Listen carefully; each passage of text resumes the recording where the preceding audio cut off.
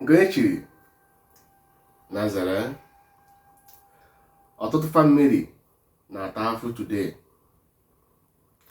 maka ihe ha kwenyere wee mebisie ihe dị n'ezinụlọ ha, maka ihe ndị pastọ, ndị fake pastọ ji vụrụ wee na-arụ ọrụ nke megide ka ọ nụrụ gị ife ị nwere. Ọ bụrụ na ihe ndị nna nna ha dị na famili gị na-echekwa gị, bịa wee sị gị na o nwere ife nna nna ha dị na ezinụlọ gị na-emebisi ife ọma ị nwere, na-eme na ife adịghị agarụ gị agarụ, na sị na ha ga-emebie, ị nọ n'ime kwụọ ụgwọ, ha bịa wee mebie ife a ga-eji wee narụ gị oke gị.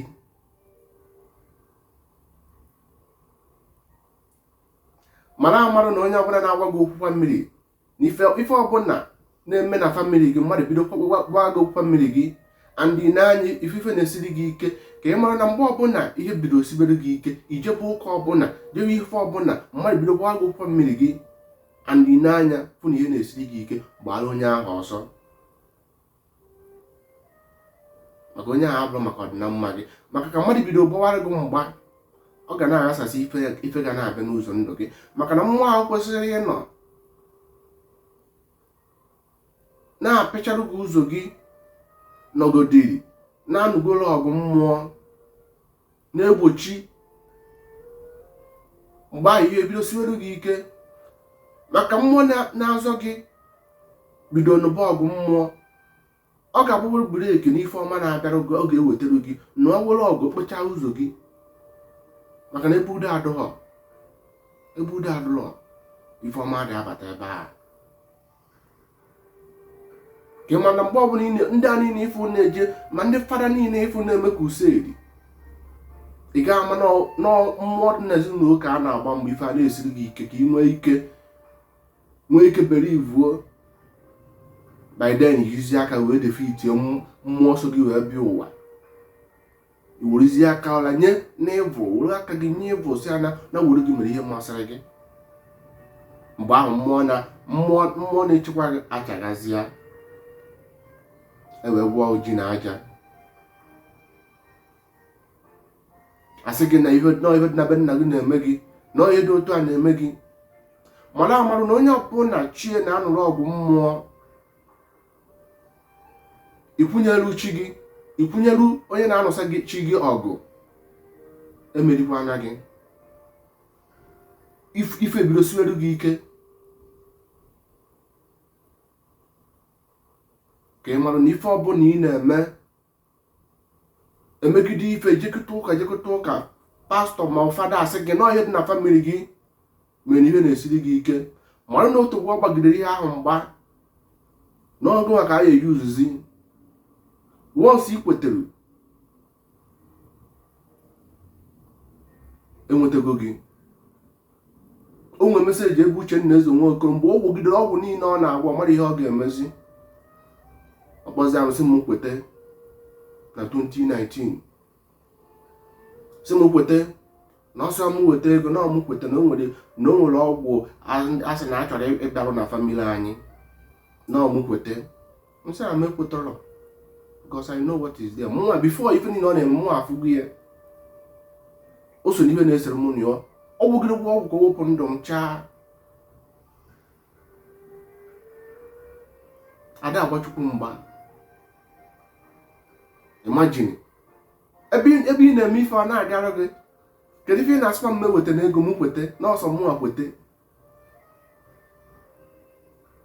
Ife nji okwu n'okwu a ka unu mara na unu na-eji aka unu egbu onwe unu, n'ihe unu kwetere bụ ife ji wee na-egbu unu, maka na ka ị kwetere iwere wechi wee ranye.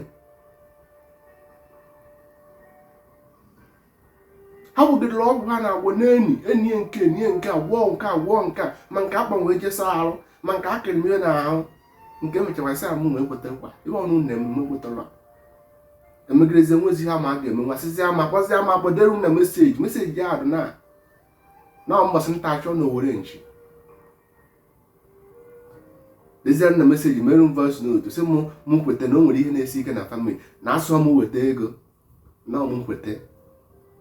ife nji egwu na ihe a ka unu mara na mgbe ọbụla mmadụ gwagidere unu ihe gwa unu kwete na o nwere ife na famili na achọrọ imebi na ekwete ha ana ka emee ya. Otegbu onye ahụ garara ọgụ n'ogide ọgụ mana gị nwe anya ama ka ọ bụrụ na ịmara ife mmụọ ka ọ na-eme ife niile ọ na-eme mmụọ ama o megide ike gwu ya ọsịza m kwete nchigharị ọchị ka ị mara na ife na-eme gị taata na-abụ ife ikwete pastọ ma ọ ndị ihe a wee je mebie n'ezinụlọ gị, ihe ndị nna nna ha ji echekwa gị, ihe eji eme gị na-aga n'iru ofu onye adọrọ gị. Ka ị mara na ndị a niile nwere ejenti na-arụ ha ọrụ. Ha nwere ike mmụọ ọjọọ nwere ike ịgbanye gị nwoke n'ime ma ọ bụ anyị nwaanyị n'ime, ọsị gị bịa ga-eji ụka dị otu a na onye a na-afụkwa ụzọ na onye a na-emekwa nke a. Ya mụ na o nwere n'ọsetọp imekọtazie ebido na manipuleti gị edu confuse ife niile ị nwere abido na-aghasa. Ị ga-amụ na chi gị na-anụ ọgụ asị ya gị kweta na o nwere ihe a chọrọ imebi na ihe a na-eme gị owu onukwu ije kwete ewee nwee ucham wee na-aṅụ n'iyi. Ọ ka nji egwu na onye ọgwụ ife ọbụla na-eme na ndụ gị taata na aka gị dị ya. Ka ị mara na initiate ka a na-emu na aftasị unu kweta na Jizọs bụ onye nsọpụta unu na onye ga-azụ unu ndụ. Una mmanụ initiate